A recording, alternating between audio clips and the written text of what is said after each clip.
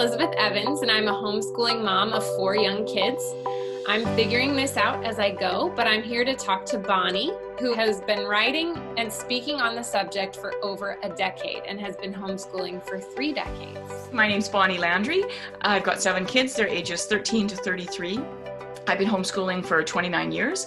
I'm a wife, a mom, a grandma. I'm a speaker and a writer, and I'm an advocate of joy. So we're here to provide this podcast so that homeschooling can look like you imagined it to be.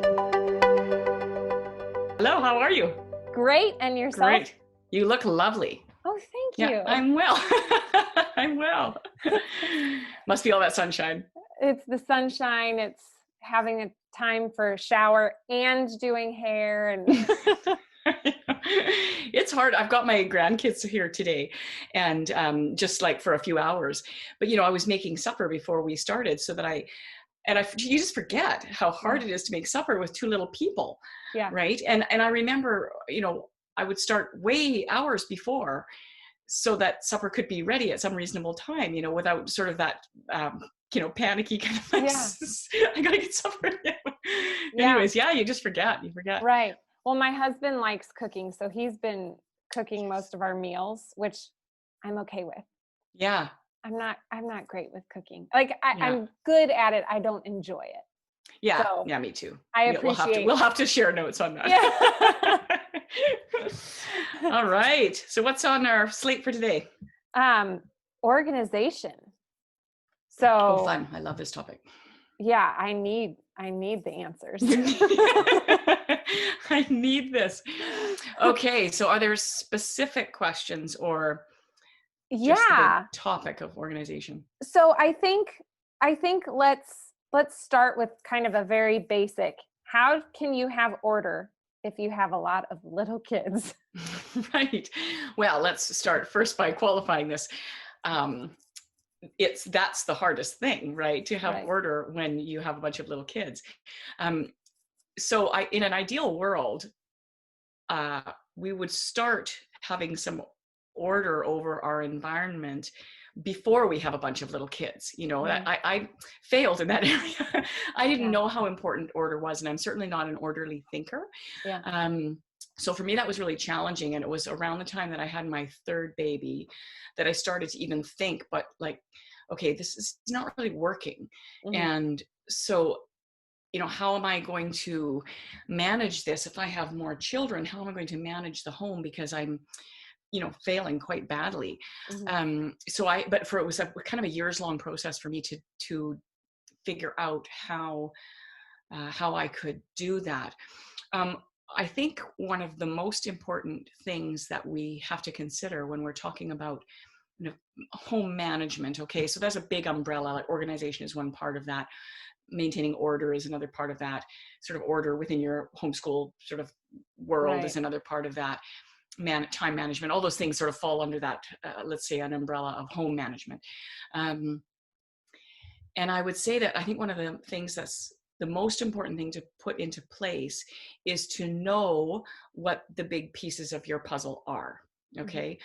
So, for example, if you know for sure that reading aloud or the family meal are a really important part of your life and you want to maintain those things, and if you're not convinced of that, I would like to just take a little commercial break to just say, some of the most important things you can do with your family is to establish a family meal time. That's an opportunity to talk and to be together, to establish, time to read aloud. Those are important things. Mm-hmm. And I've done a lot of writing on my blog about that. So, I won't belabor the issue, but we should definitely spend some more podcast time on those things. But anyway, know what the big pictures are. So, in our family, it was really important to sit down and have a family meal, really important to read aloud, really important to, Sunday is really important. We go to Mass on Sunday. So let's set that aside as a really special day. That's the day when we have a really fancy family meal.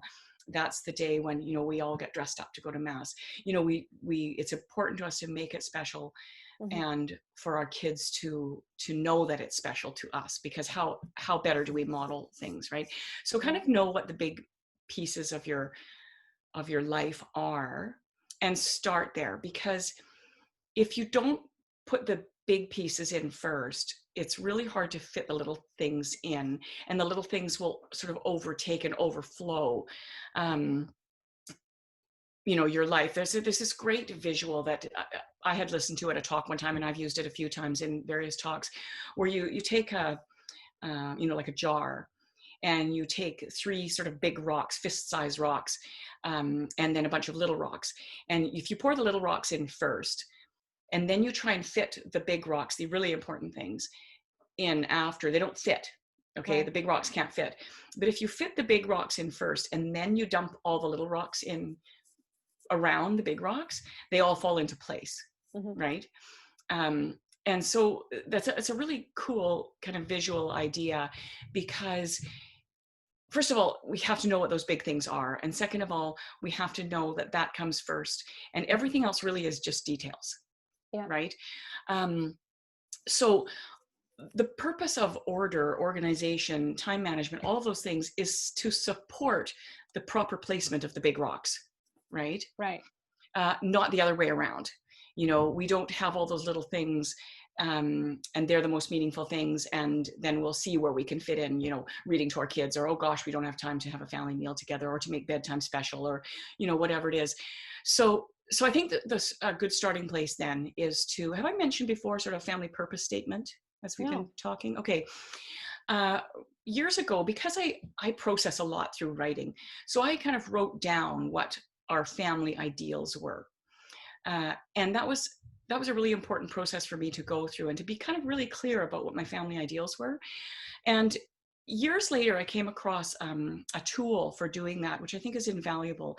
Are you familiar with Tish Oxenrider? She has a blog called, I'm not going to remember now, The Art of Simple, a website called The Art of Simple. And she has, if you type in family purpose statement in her search bar, this process will come up, and she walks you through the process, how long it will take, how you do it, what your goals are. And the idea is that she doesn't hand you what your personal goals are, but she hands you what the goal of your discussion with your spouse should be, say. So life is a lot easier if you absolutely know what matters. Okay. And you're not constantly getting bogged down in the details. Okay. So I would say, if you don't really know what you're about and what your goals are as a family, start there with a family purpose statement, right? Okay. Go through that process. She even estimates sort of, this will take, I can't remember now, 3 to 5 hours, with something you do with your spouse, can span it out over a week or whatever. She's just a really, really valuable tool to know who you are and where you're headed. Okay. Then you know what your big rocks are, right? So put those things in place, and then have everything else fall into place around that. And that's how, I know when we're talking about the laundry and the meals and the, getting the food on the table and catching up with the dishes and all of that, it seems like, well, that is what I do all day, right? But really, it wouldn't matter. It only matters because it supports your big rocks. Okay. That's the only reason it matters, right? You need dishes to have a family meal together. Right. And so I think, bearing that in mind, one of the absolute easiest things the way we can make our lives easier is by simply owning less stuff. Okay. Yes. Right. Mm-hmm. So instead of, 30 coffee mugs, own some reasonable amount, like 10 or 8 or 6, depending on your family size. But consider very carefully what you need. And I'm not talking about minimalism. Okay. I would lean that way, I would say, but my house is full of things that I love. But if I don't love it, and I don't use it, I don't own it, right? I get rid of it. Right. And so, if you're thinking about sort of life with small children, if you're bogged down with, say, 3 times as much stuff as you need, it's just that much more you have to do. And it not only is there just more of it, it weighs on your brain, right? Right. So the book that really helped me get a grip on this was the book, I mentioned it before, called Sync Reflections by Marla Cilley, Cilley. And she just gave me the tools that I needed in order to make that happen. Okay. Right? Yeah. I definitely lean towards wanting to be more of a minimalist, if you will. I find it hard with 4 kids we've got downsized a ton of their toys, but still they hold on to things. And like my 4-year-old, what I'll do is I'll pack a bunch of toys away and just store them in our basement with the idea that, okay, if they don't ask for these things in 3 months, we could just get rid of it because they don't need it. But my 4-year-old forgets nothing. He'll say, Mom, where's the Captain Hook hook? We had this silly plastic Captain Hook hook. Right. And I said, I think we got rid of that. And he goes, no, it's in the basement. And I'm thinking, I think I actually got rid of it. He's not going to be happy. Yeah. I mean, toys are a huge thing. And so, it's important, especially, when people are generous, they want to give us things, especially when we have a large family. Yeah. I can't tell you how many garbage bags full of clothing or toys I arrived on my front door. I was thinking of you guys, and it's so thoughtful, right? Right. But if you have opportunity to sift through those things first, and we don't always, but yeah, keeping down that clutter. And I think that's what the Sync Reflections book, because what she's recommending is a constant decluttering instead of having to do these massive declutterings, that you're just constantly aware of every day you're doing a little bit of decluttering, right? And so take 5-10 minutes out of your day and do that. So it's way easier to keep on top of it that way, Right. Yeah. Oh, it's not easy, that's for sure. Yeah.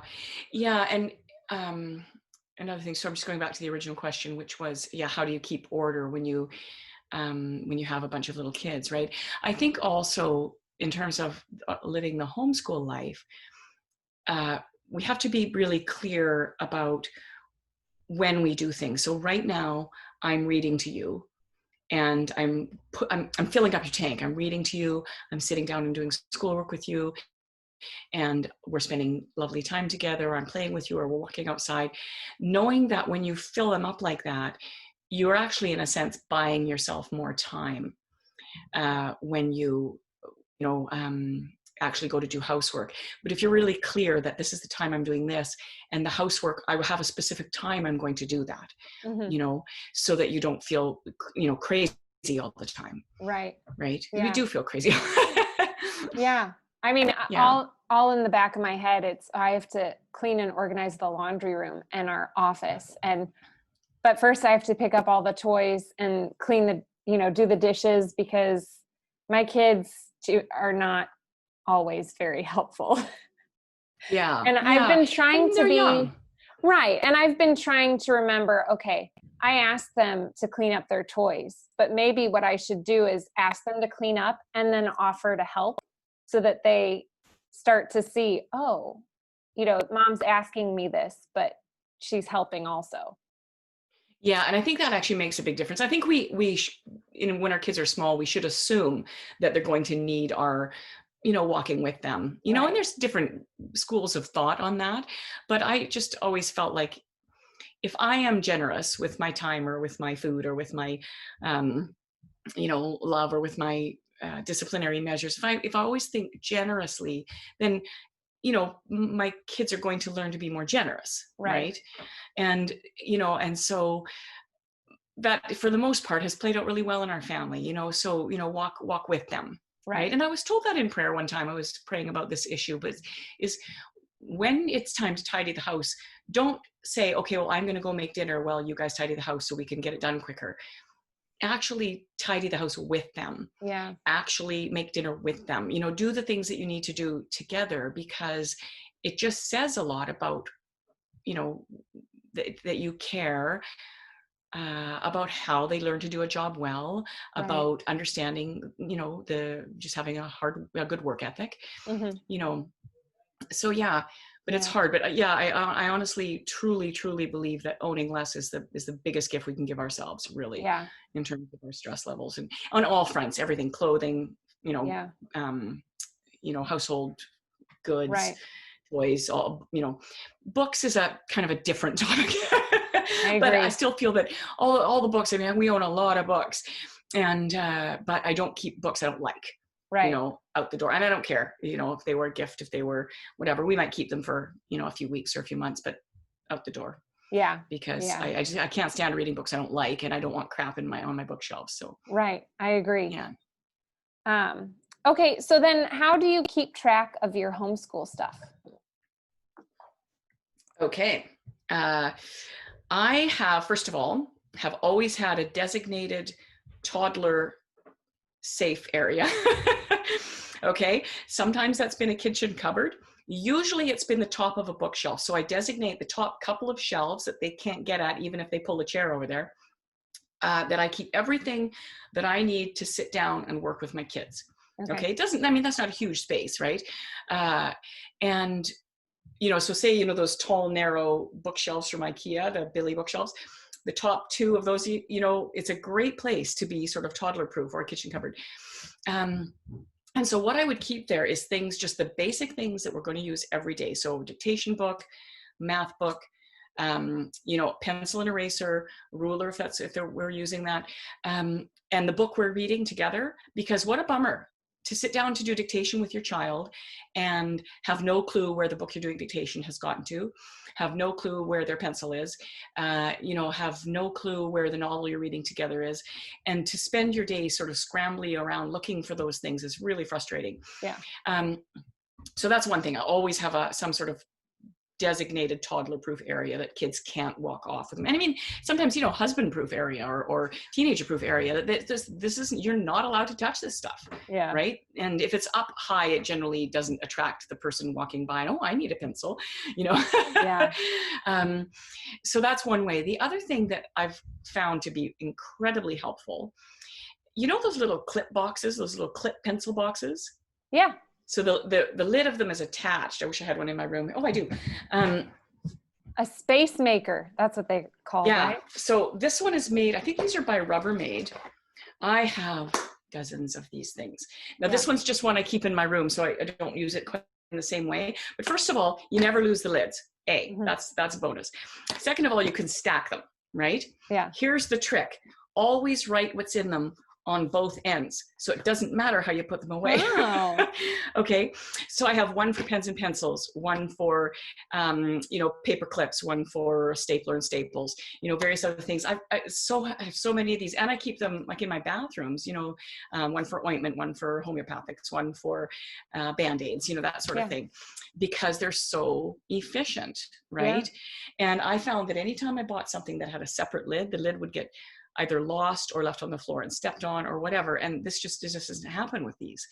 But don't buy cheap ones. Sterlite, I think is, yes, this one's Sterlite. Okay. And I think Rubbermaid makes them. Staples brand is lousy. Do you put leftovers in them since you don't lose the lid? Oh, that's a good question. I don't, because they're probably not food safe. I know. That was a little joke. Okay. I wonder if there is things like that you could get for food. It would be really smart, because lids are always going missing. So frustrating, right? But they also come in, I'm going to grab another one. So they come in all kinds of different sizes. Oh. Right. And you can get this one that's double in length. So like, say, for craft supplies and things like that. Yeah. They are so handy. So all my ones that are on my school shelf all have what's in them written on both sides. Right. Yeah. And they're worth their weight in gold. They're not so expensive. They're pretty reasonably priced. Last time I bought some, I actually bought about a dozen. I think it was 10 or 12 that came in a package on Amazon, and they were really reasonable, and you know, a good brand. But so worth it. So I always also designate a shelf that is for books that we are going to be using this year, and so that's usually one shelf. When the kids were all at home, and you know, there was lots of kids homeschooling, I also set up magazine files. So that I will try and put some, I think I've got a couple of blog posts where I have pictures of that. I would use magazine files, and they would just each have their name on them. And so that's where they would put their, you know, whatever they're presently working on. Right. Would go in there, writing or drawing or projects or whatever. With 3 boys, 2 of whom are in schooling, the problem I was facing was ripped covers of notebooks, and their workbooks would get all gnarled, and they're just not careful. And that makes me feel disorganized. Right. And so on Instagram, I don't even remember who, somebody shared that they used these from Michael's. Oh, okay. And so I have one for myself and one for each of my sons that are in school. And how big are they? It's a bit hard for me to tell, like how wide and how, okay, yeah. Yeah, so it's, let's see, 15.9 inches by 11.2 inches by 6 by 9. So it's certainly going to fit any books in there that they're working with. Right. And they usually, like my 5-year-old has his Bob books in here. There's like a little tray on top. Nice. And so they'll have their like math flashcards, a pencil, and a ruler usually. Yeah. And that's definitely going to keep toddlers out too, right? Yes, so far. So at least, I mean, you could put them up, right? The whole thing could just get put up somewhere on top of the freezer or whatever. Yeah. Yeah. When you're not using it. Yeah. But this has been great because, you know, they have a specific place. And because I've found my sons don't put things back on the shelves, because if they're too stuffed with stuff, then they just can't get it back in without. Exactly. Yeah. One of the things I remember early on reading about, sort of when I was on my, you know, big thing about gaining household order and how do I do that, because I was so clued out about it, was make it easier to put away than it is to get it out, you know? And so we used a lot of dish pans, which is just a little bit smaller than I think what you're showing, which is an open dish pan, you know, to store books or toys or whatever in, so that it was just easy. Yeah. You know, because I mean, the reality is it is tricky when you're small and your hands are small to get a book back in the shelf. And, you know, it's just so much easier to leave it on the floor, right? Oh, yeah. Or if you just have to drop it in something that's, you know, that changes things, right? Yeah. And at least it doesn't look messy like this. You know, if their pages do get ripped, then I don't have to. You don't need to have mass anxiety about right. Yeah, for sure. Yeah. So those are definitely some of the things that we've done that have been really helpful. And I also would always at night take sort of 5 minutes and make sure the place that we read together, the place that we sit down to our schoolwork is kind of tidied and wiped off. Yeah. And so that was a big lifesaver for me. And I usually put breakfast, I don't anymore, you know, because there's so few of us at home now, but when the kids were young, I'd put breakfast out the night before. So I knew, like, the, you know, the bowls and the spoons and the, you know, boxes of cereal or a loaf of bread and the toaster or whatever. I'd put everything out the night before, so that I knew kind of mentally I'm prepared for the morning, and I'm not thinking, oh, what the heck do we have for, oh no, we're out of milk, we can't have cereal. Oh no, we're out of bread, we can't have toast. Yeah. So we weren't sort of having the morning scramble. Yeah. So that was important for me to kind of feel like I went to bed at night feeling like, okay, the day is going to start off at least with me knowing, you know, what we're having for breakfast. That's does a lot to lift our mood. Right. You know?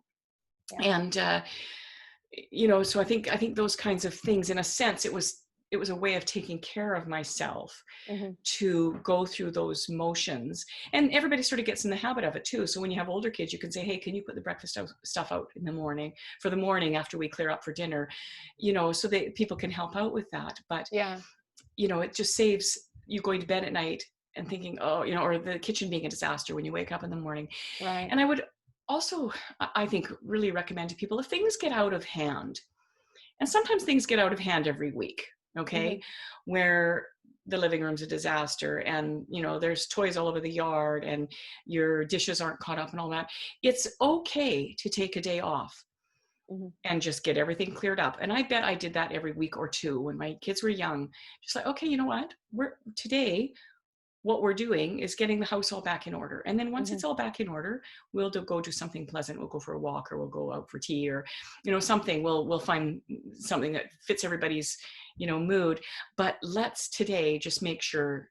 So if you wake up in the morning and you think, okay, the only thing I have to do today is to get the house back in order.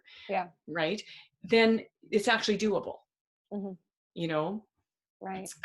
And one of the skills, actually, when you mentioned earlier about cleaning up your office and cleaning up your laundry room, one of the skills that I learned from the book Sync Reflections was, if you spend 10 or 15 minutes a day in in an area of your house.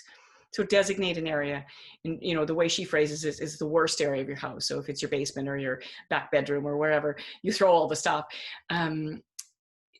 designate 15 minutes a day for as long as necessary to that area, and you can do an unbelievable amount in 15 minutes. And pretty soon, after a few days or a couple of weeks, the room starts to look like it has order, where you open the doors and it looks like I will never gain control over this. But if you commit yourself, rather than like, I'm going to have that week where that's all I do, just do it in 15-minute increments per day. And it's amazing what you can accomplish in 15 minutes. Yeah. That's true. Yeah. Okay. So how do you plan your day to fit everything in? Because as you were just saying, 15 minutes a day, tackle the messiest part of your house. But that's on top of the normal stuff too. Yeah. So how do you, I guess, budget your time well? Right. That's a great question. For me, that had a lot to do with what I was talking about earlier, where in the morning we are doing schoolwork and nothing else. I'm not trying to load the dishwasher. I'm not trying to, do something else, unless the kids were busy with something. If they, said, okay, can we go outside and play road hockey for a few minutes? And I said, yeah, you've got 15 minutes. Then I'd capitalize on that. Okay, great. I'm going to load the dishwasher right now. But primarily we did our schoolwork in the morning, and after lunch, I was free to do the things that I needed to do. Now, if schoolwork is really angsty in your family, and when I say angsty, if you're having a lot of crying, a lot of pushback, a lot of anger about homeschooling, you're probably not going to get a free afternoon. You know what I mean? Because you have to do all the decompressing then. Once the schoolwork is over, you have to do a lot of decompressing, which is why, I'm a big advocate of fill their tanks while you're doing the schoolwork. That schoolwork should be joyful, that learning should be joyful, that you can actually build the relationship and not tear it down while you're doing schoolwork, so that you're actually filling their tanks while you're doing schoolwork. So it's in so many homes, getting the schoolwork done creates angst, creates friction, creates tension, and the kid is depleted, and so are you. And then you have to spend time either dealing with acting out or rebuilding the relationship, right? So you can accomplish those two things at once, which we've talked about, quite a bit already. But if you want to have time to do housework and have maybe some time for yourself and some time to, do the things that you would both need to do and would like to do, work on the relationships in your home, because, you're always putting out brush fires if the relationships are compromised, right? And there will be days when they're compromised, but it shouldn't be every day. It shouldn't be our daily walk that we're putting out brush fires and dealing with angst all the time. Life doesn't need to be like that, right? So you will buy yourself more time by finding out what it is that the relationships need, right? Okay. Sorry, back to the original question. I always forget what the original question is. How do you plan your day to fit everything in? Right. Yeah. So for me, it was way less about time, but it was about routine. Okay. When everybody's ready in the morning, we sit down and have breakfast. I read to you guys over breakfast. Then I do the one-on-one work. And then I read to you again while we have lunch. And then we all tidy up together from a meal. And then the afternoon is free for whatever housework I need to get done, and, whatever outside play, or, if we're having company over, that sort of thing. So my day felt like really two distinct parts, and, there was times when, definitely lots of times when I had to just wake up in the morning and think, okay, you know what, things are just out of hand. You have company over and your routine goes to pot or whatever, or somebody's sick in the night or something like that. There's lots of days that things just come crashing down. So take the day off. It's not going to kill your kids to have a day off of school quite regularly, in order to catch up, so that you feel like you can breathe, while you do this, right? If you feel like you can't breathe, that you're oppressed by raising your family, then something needs to change, right? Because that's not sustainable. Yeah. I find that most times when I feel I can't breathe, it's because I've spent too much time, scrolling social media instead of, Yeah. interacting with my kids. So I've been a lot better about that now, like if I'm mindlessly scrolling on my phone, usually because the kids are busy playing and, I'm drinking my tea or something. But if as soon as one comes up and says, will you read? I've been trying to say, yeah, I will, because I don't Nice. need to be on my phone. Yeah. Phones it's a dangerous thing, right? Oh, for sure. And, I mean, there's nothing wrong with spending some time on your phone or sort of doing something mindless that, that can be good for us. But, again, set a timer for yourself. I'm going to Yeah. allow myself 20 minutes to just, do nothing. Yeah. And because really, I mean, that's what it is, in a sense, you're doing nothing. And, if scrolling is causing angst, then it's really something we should be avoiding altogether. I've got this great poster that I've done up sort of a motherhood version of it, but it's actually based off something done by Stephen Covey, who wrote the 7 Habits of Highly Effective People. Yeah. He has, it's called The Tyranny of the Urgent. And it talks about how we generally spend our life kind of in this state of urgency. And if we learn how to, it's kind of a sorting exercise. Okay, so there's urgent and important, and urgent and unimportant. And then there's not urgent and not important, and not urgent but important. Right. Okay, so if you can kind of learn how to very quickly and fluidly classify your behavior into those boxes, then I think it helps us to, first of all, see how we're spending our time either effectively or ineffectively, but also that maybe the important things that aren't urgent just aren't getting our attention, right? But that is actually where we should be spending most of our time, on that which is important. It's the same idea as the big rocks, right? What's important, and how am I responding to that? And if it's non-urgent but important, often that's the thing that just gets marginalized in our life, right? And so, then we end up, 10 years down the road thinking, gee, I really wanted to exercise every day, or gee, I really wanted to give my kids a really rich sort of outdoor life, that we went on lots of walks and we, did a lot of gardening and things like that. But gosh, now, they're teenagers, and the moment seems to be gone. Yeah.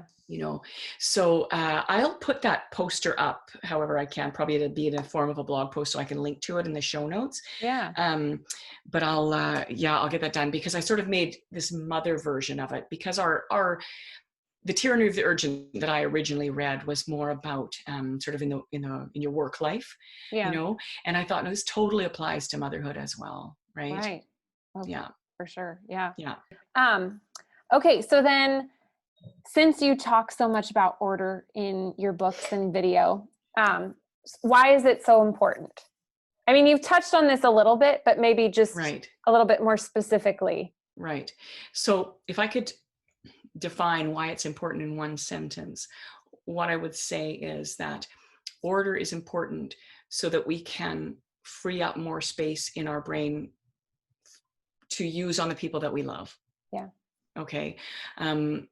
When things are in disorder, and all the things, our activities, our time, our finances, our, whatever we're dealing with disorder on many fronts. Our brains become very cluttered, and we have to sometimes go through a very serious process of decluttering in our brains. Okay, what is it that's weighing most on me? It's the state of my house. Okay, I'm going to spend this next few months figuring that out. Yeah. Okay.